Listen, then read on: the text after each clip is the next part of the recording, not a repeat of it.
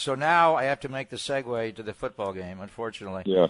And I just want to ask you, from an offensive lineman standpoint, it looked like they really targeted Nick Bosa, not Nick specifically, but the wide nine getting up the field. Isaiah Pacheco early in the game ran right under him.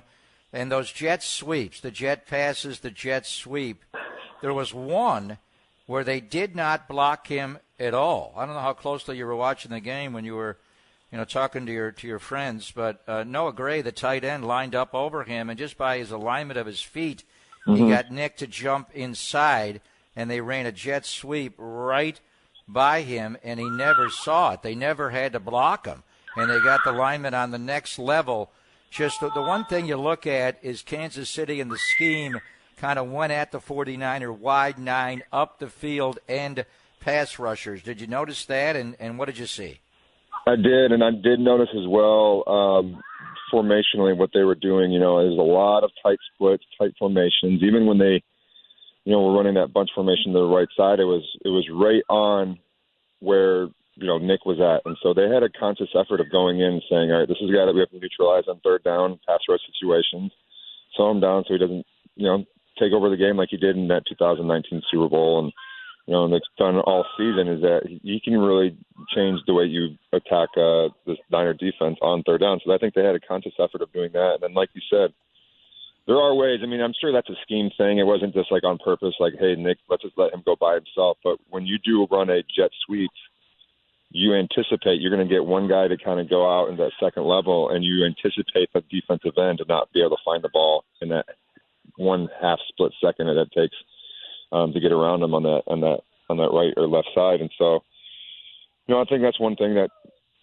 Andy Reid has shown in his whole entire career is that, especially the teams that he has the most respect for, and teams, especially defensively, that come in that give a lot of other teams problems, that he will figure out a way to neutralize.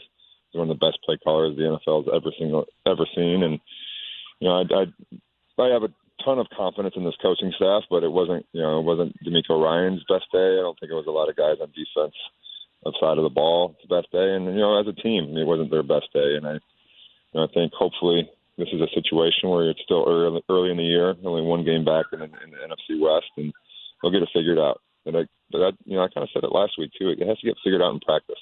You can't. And that was one of the things too. I mean, I'm going off on a tangent right now, but one of the things is like, that I loved about those 2012 teams, even the 2019 team, when we went to the Super Bowl, it was the work was done in the practice field, in the meeting room. And I hope that, and I know they have the leaders on that team to figure it out, but this is the time right now.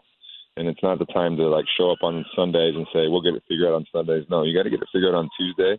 You have to be honest and open with yourself about what you're doing personally to get to right the ship. Are you holding up the standard that everybody else expects out of you?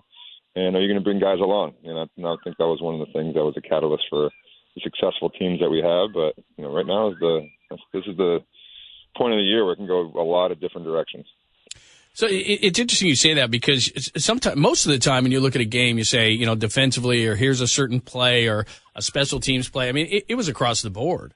It was offensively, it was Jimmy's interception. It was defensively, where they give up all the big plays. It was special teams, where they give up a 55-yard kick return. Then Juwan Jennings pushes them out of bounds and gives them 15 more. I mean, it was just across the board. So when you come in on a Monday after a performance like that, what is it like?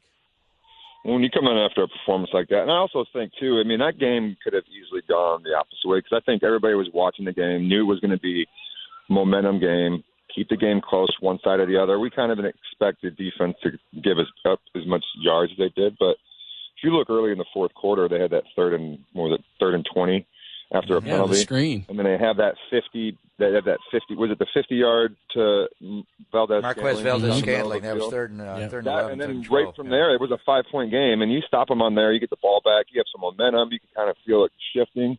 But that one big play right there just kind of blew the whole entire game open, and you could see it was just deflating. It was like the defense was kind of looking at each other being like, well, this doesn't normally happen. We're giving up big plays. We're not able to get off the field in third down. And then from there in that fourth quarter, it was like we were watching two different teams. And I think coming on Monday, it's easy to say, and then, I mean, as a player too, when you're in it, you're going to give a lot of, answers to the media being like, all right, yeah, we understand this is going to be, but it's all just kind of lip service.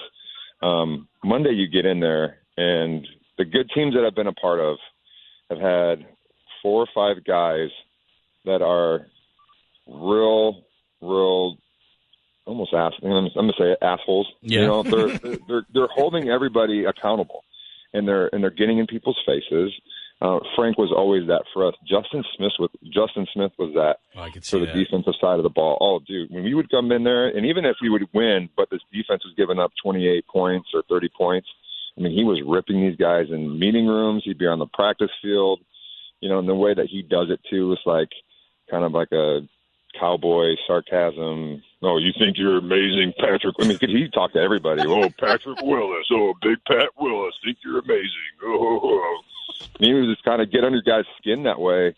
That was amazing. The same way. I mean, you talk to everybody about Frank, and there was no one above the team. And Vernon Davis. I mean, we had some superstars in those teams, and everybody was held to the same exact standard. And it's, I think too, you have to have no ego. Check your ego at the door. There's nothing about, it's all in. Nobody's above the team. And it starts from the meeting room. It starts being accountable and honest and admitting your mistakes and not saying, oh, it wasn't that bad, or, oh, I didn't do that bad of a job on this play. Someone else did worse than me. Like, that's never going to get anything fixed. So it's being honest, number one, with yourself, holding others to the standard, and then going out in the practice field and fixing it.